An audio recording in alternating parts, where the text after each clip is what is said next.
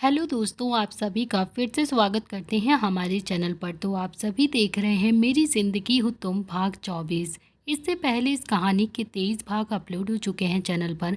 Please आप सभी लोग वो भाग ज़रूर पढ़ लीजिएगा। तो आप सबने अब तक पढ़ा था, मिष्टी अग्निहोत्री हाउस जाती है सामिया से मिलने के लिए, मगर अतुल उसे बीच में ही रोक लेता है और उसे सामिया से मिलने नहीं देता है। जबरदस्ती उसके हाथ को कसकर पकड़कर उसे घर से बाहर की तरफ निकाल ही रहा था कि तभी अचानक से उन दोनों के कान में सामिया की आवाज़ आती है, जिसे सुनकर वो दोनों ही एक पल के लिए रुक जाते हैं। इतना आप पिछले भाग में देख चुके थे। तो दोस्तों, अब देखते हैं आगे क्या होने वाला है इस कहानी में। उस आवाज़ को सुनते ही डायरेक्ट मिष्टी की नज़र लिफ्ट से बाहर निकल क्यूट सी और छोटी सी सामिया पर जाती है और सामिया को देखते ही वो पूरी तरह से शॉक्ड हो गई। उस आवाज़ को सुनते ही मिष्टी तुरंत ही सामने की तरफ देखने लगी और वहाँ उसे सामिया अपने नाइट सूट में खड़ी दिखाई दे रही थी।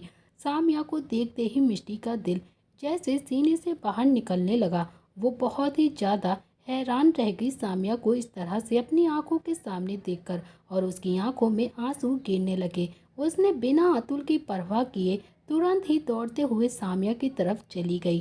तो वहीं अतुल उसे इस तरह से आता देख गुस्से से बोला, स्टॉप इट, रुक जाओ तुम वहाँ पर, इस तरह से तुम मेरी बेटी से नहीं मिल सकती। लेकिन मिष्टी ने अतुल की बातों का कोई भी जवाब नहीं दिया और वो सीधा सामिया की तरफ बढ़ी और उसे अपने सीने से लगा लेती है। सामिया अचानक से मिष्टी को इस तरह से देखकर हैरान हो गई और फिर उसके दिमाग में उस दिन का ख्याल आने लगा जब वो पहली बार मिष्टी से मिली थी प्रिंस के साथ, और अब मिष्टी को इस तरह से हक करते हुए देख उसे कुछ भी समझ में नहीं आ रहा था। उसने बहुत ही मासूमियत से नासमझी में कहा, आंटी आंटी, आप तो मेरे दोस्त प्रिंस की मॉम हो ना, लेकिन आप यहाँ पर क्या कर रही हो मेरे घर पर इस तरह से? आप इस तरह से रो क्यों रही हो? कुछ हुआ है क्या? ये कहकर उसने मुंह फुला लिया और फिर से बोली, मैं जब भी आपको देखती हूँ तो आप हमेशा रोती रहती हैं। आप इतना ज़्यादा रोती क्यों हो आंटी? ये सुनकर मिष्टी सिसक सिसक कर बोली, अब आप मुझे मिल गई हो ना बेटा, अब मैं बिल्कुल भी नहीं रोऊंगी, हमेशा आपके साथ खुशी खुशी रहूंगी। ये सुनकर सामिया को कुछ समझ में नहीं आया और फिर उसने ना समझी में फिर से कहा, आंटी ये आप क्या बोल रही हैं? मुझे आपकी बातें समझ में नहीं आ रही हैं। उसके मुंह से आंटी सुनकर मिष्टी ने तुरंत ही कहा, बेटा मैं आपकी आंटी नहीं हूँ बल्कि मैं आपकी मम्मा हूँ। जैसे ही प्रिंस की मम्मा हूँ वैसे ही बिल्कुल आपकी मम्मा भी हूँ, इसीलिए प्लीज़ आप मुझे आंटी मत बोलो, अपनी मम्मा बुलाओ। जैसे ही सामिया ने ये सुना वो दंग रह गई और उसके मुंह से आवाज़ नहीं आई और उसकी आंखें बड़ी बड़ी हो गईं। तो वहीं अतुल और सामिया दोनों ही मिष्टी को घूरने लगे। तभी मलंग ने सामिया से कहा, सामिया अभी के अभी आप ऊपर अपने कमरे में जाओ। लेकिन तभी मिष्टी ने कहा, नहीं नहीं मलंग प्लीज़, मैं अपनी बेटी को अपनी नज़रों से दूर नहीं जाने दूंगी, मुझे अभी उसे अपने पास रखना है, उससे बहुत सारी बातें करनी है। ये कहकर वो सामिया के चेहरे को ऊपर से नीचे तक देखने लगी और फिर अपने हाथ में भर लेती है और तुरंत ही उसके पूरे चेहरे पर किस करने लगी। सामिया अभी बहुत ही ज़्यादा खामोश खड़ी हुई थी, उसे कुछ समझ में नहीं आ रहा था और वो सिर्फ मिष्टी को ही देखे जा रही थी। तभी अतुल गुस्से से आगे बढ़ा और बोला, मैंने कहा ना दूर हो जाओ इससे, वो सिर्फ मेरी बेटी है, तुम्हारा इससे कोई लेना देना नहीं है। ये कहकर वो उसे दूर करता है, लेकिन मिष्टी ने गुस्से के साथ कहा, मिस्टर अग्निहोत्री मैं अपनी बेटी से दूर नहीं जाऊंगी। अगर आप मेरी बात पर यकीन नहीं कर रहे हैं तो इसमें आपकी गलती है, मेरी गलती नहीं है, क्योंकि मैंने जो भी कुछ था वो सारी चीज़ें आपको ऑलरेडी पहले ही सब कुछ क्लियर कर दिया है। मैंने अपनी बेटी को कभी भी खुद से दूर नहीं किया है। और फिर तभी सामिया ने गुस्से के साथ मिष्टी को खुद से दूर जोर से धक्का दे दिया और फिर उसे घूरने लगी। तभी मिष्टी संभल नहीं पाई और वो लड़खड़ा गई और हैरानी से सामिया को देखकर बोली, सामिया सामिया बेटा क्या हुआ है आपको? इस तरह से आप क्यों बिहेव कर रही हो? इसके जवाब में सामिया ने गुस्से के साथ कहा, आप मेरी मम्मा नहीं हो। यह सुनते ही मिष्टी फिर से हैरान रह गई और उसने तुरंत ही कहा, मुझे पता है कि आप इतनी जल्दी मुझे एक्सेप्ट नहीं कर सकते, क्योंकि मैं अचानक से यूँ आपके सामने आ गई हूँ ना, लेकिन मैं आपके साथ अब वक्त बिताऊंगी, आपके साथ रहूंगी, तो आप मुझे एक्सेप्ट कर लोगी। मैं ही आपकी मम्मा हूँ। प्लीज़ इस बात को एक्सेप्ट कर लो बेटा। मुझे थोड़ा सा वक्त दीजिए। उसे पता था कि सामिया अभी बहुत ही छोटी थी और अभी अचानक से उसे खुद की मम्मा समझना सामिया के लिए इतना आसान नहीं था। उसे ये बिल्कुल भी गवारा नहीं होगा। इसीलिए वो कुछ वक्त के लिए सामिया के साथ टाइम स्पेंड करना चाहती थी, जिससे कि सामिया को एहसास हो जाए कि वही उसकी माँ है।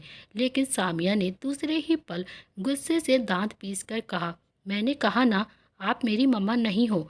और ये बिल्कुल भी मत समझना कि मैं आपको अपनी मम्मा मानूंगी। मैं आपसे नफरत करती हूँ। अभी के अभी आप यहाँ से चली जाओ।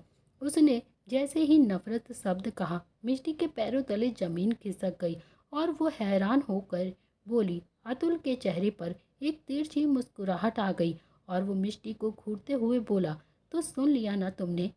क्या कहा है मेरी बेटी ने, या फिर अभी और कुछ भी सुनना बाकी है तुम्हें? मिष्टी की आंखों में आंसू आ गए और वो तुरंत ही हकलाते हुए बोली, नफरत? नहीं नहीं बेटा, आप मुझसे नफरत नहीं कर सकती हो। ये झूठ है। कह दो ना कि आप झूठ बोल रही हो। आप मुझसे नफरत नहीं करती हो। ऐसा नहीं हो सकता। मैं आपकी मम्मा हूँ और एक बच्चा अपनी माँ से कभी भी नफरत नहीं कर सकता है। मैं अच्छे से जानती हूँ। ये सुनकर सामिया ने गुस्से के साथ कहा, अगर आप मेरी मम्मा हैं तो आप इतने दिनों से कहाँ पर थीं? कहाँ थीं आप? मुझे बताइए ना। जब मुझे आपकी ज़रूरत थी तब आप मेरे साथ क्यों नहीं थी? जवाब दीजिए मुझे। यह सुनकर मिष्टी स्पीचलेस हो गई और उसे समझ नहीं आया कि वो सामिया की इन बातों का क्या जवाब दे। उसने खुद को किसी तरह संभाला और फिर बोली, मैं आपकी सभी बातों का जवाब दूंगी सामिया बेटा, लेकिन अभी के लिए आप प्लीज़ मेरी बात समझने की कोशिश तो करो। मैं ही आपकी मम्मा हूँ। प्लीज़ आप एक बार मुझे अपनी मम्मा बोल दो। आप मुझे एक्सेप्ट कर लो। लेकिन सामिया ने गुस्से के साथ कहा, नहीं, आप मेरी माँ नहीं हो सकती। और अगर आप मेरी मम्मा हो तो प्लीज़, मुझे आपसे कोई लेना देना नहीं है, क्योंकि आपने मुझे डस्टबिन में फेंक दिया था। इसीलिए मैं आपसे प्यार नहीं करती हूँ और आप मुझसे भी प्यार नहीं करती हो। मुझे पता है आप सिर्फ़ और सिर्फ अपने बेटे से प्यार करती हो, क्योंकि आपने उसे अपने साथ रखा हुआ है और मुझे आपने डस्टबिन में फेंक दिया था। मुझे कूड़ेदान में फेंककर आप चली गई थी। ये कहते हुए सामिया की आंखों में आंसू निकलने लगे और वो सुबक सुबक कर रोने लगी। तो वहीं उसकी ये सारी बातें सुनकर अब मिष्टी का दिमाग भी पूरी तरह से ब्लैंक हो गया था और वो दूसरे ही पल गुस्से से अपनी जगह से उठती है और फिर अतुल के कॉलर को पकड़कर बोली, अतुल अग्निहोत्री, आपने क्या बेफिजूल की बातें भरी हैं मेरी बेटी के दिमाग में? बोलिए, क्या कहा है आपने इससे मेरे खिलाफ? वो इस तरह से मुझसे कैसे बात कर सकती है?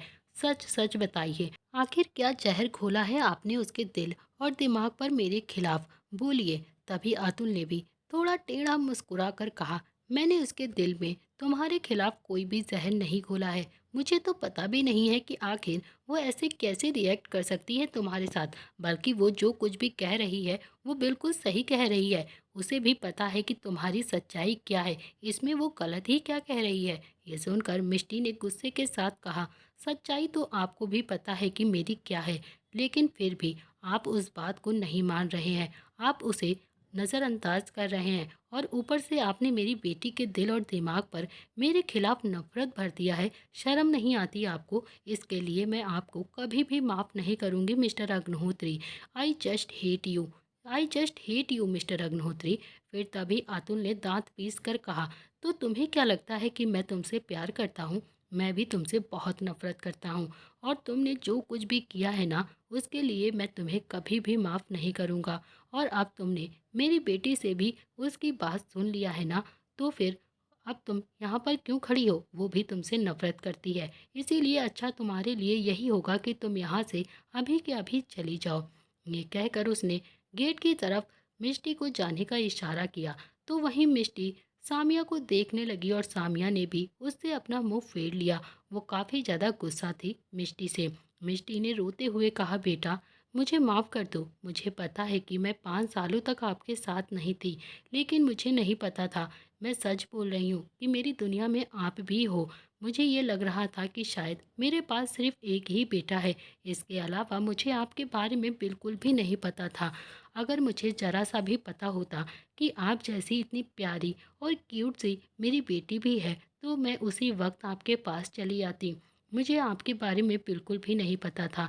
मैं कभी आपको छोड़कर ना जाती। प्लीज़ मुझे माफ़ कर दो बेटा।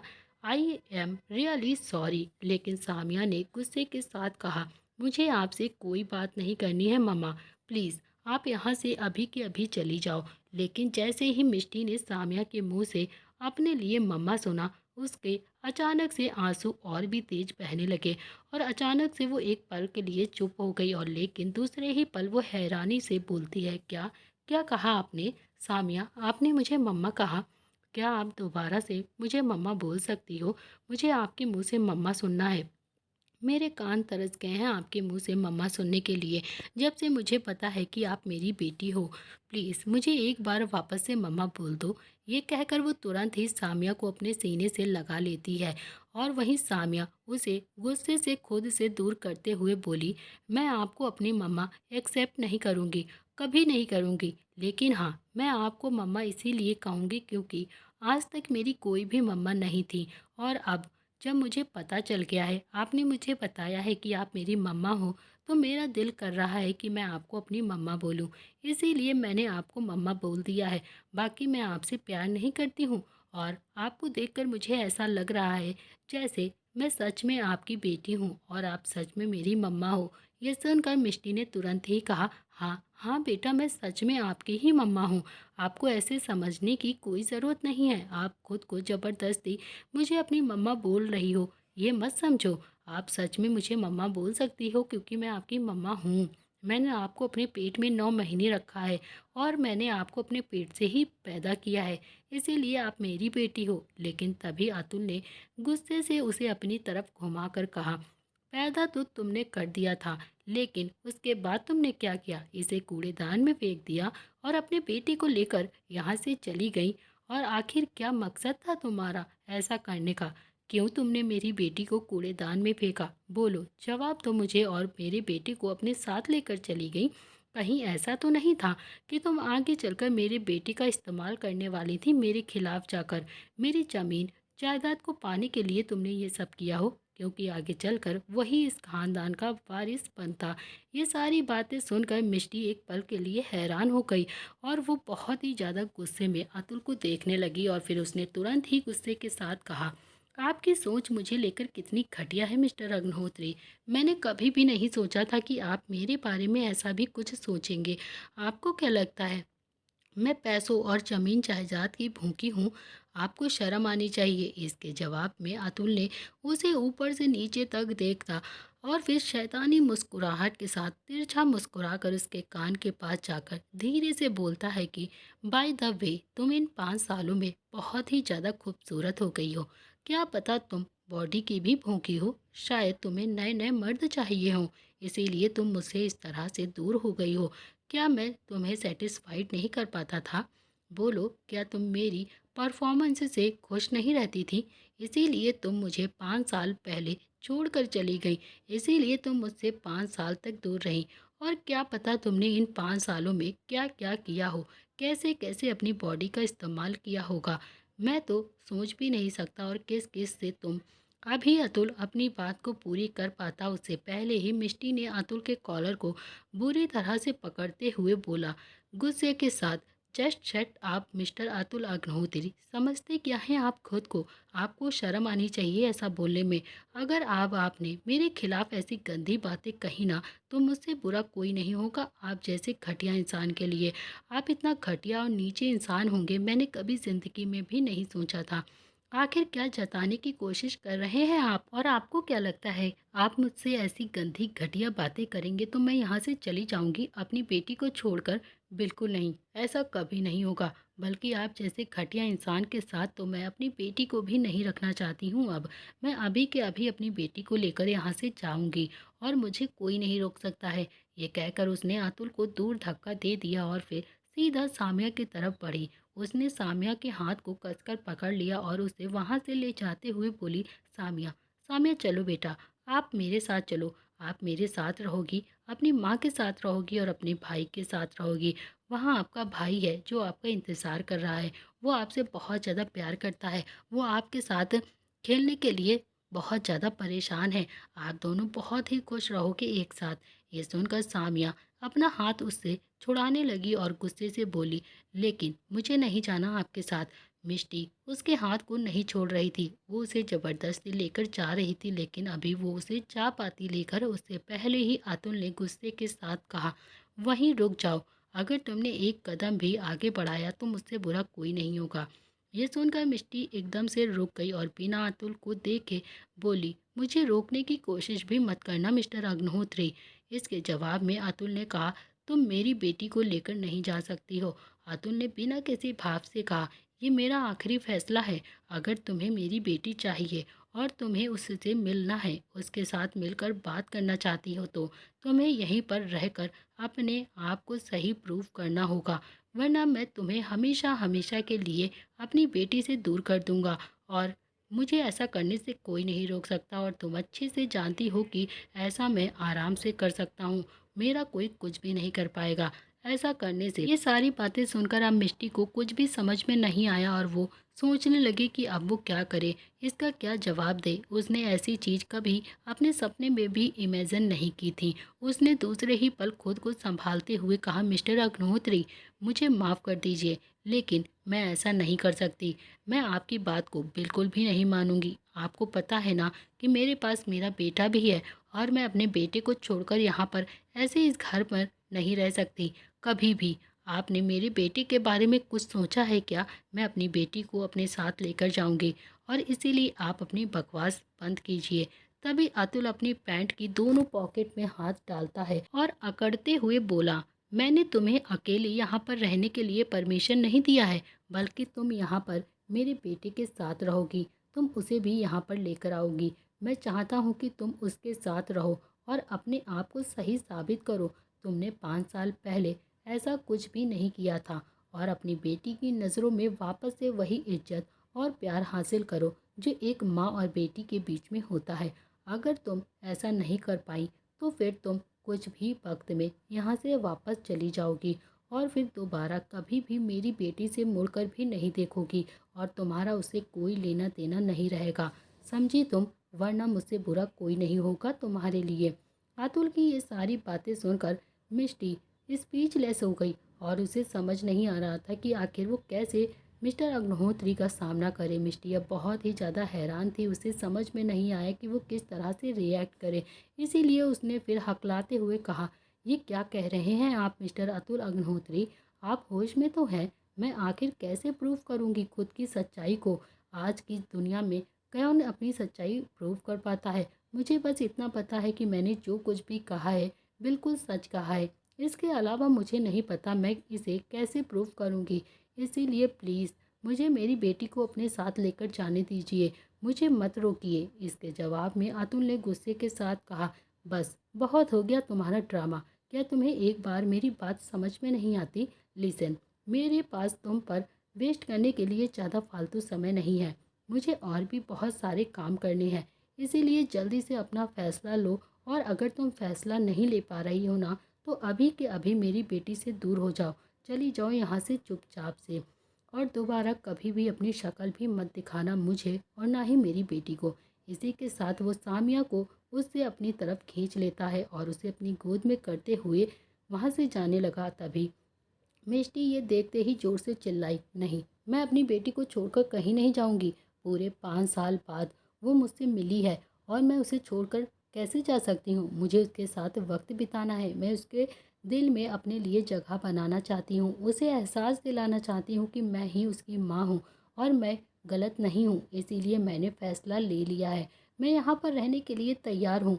जैसा आप बोलेंगे मैं वैसा करूँगी। ये सुनते ही अतुल के चेहरे के एक्सप्रेशंस गहरे हो गए और वो तिरछा मुस्कुराते हुए बोला, अच्छा अच्छा, तो तुमने बहुत अच्छा फैसला लिया है, तुम्हारे डिसीज़न से मुझे बहुत ज़्यादा खुशी हो रही है।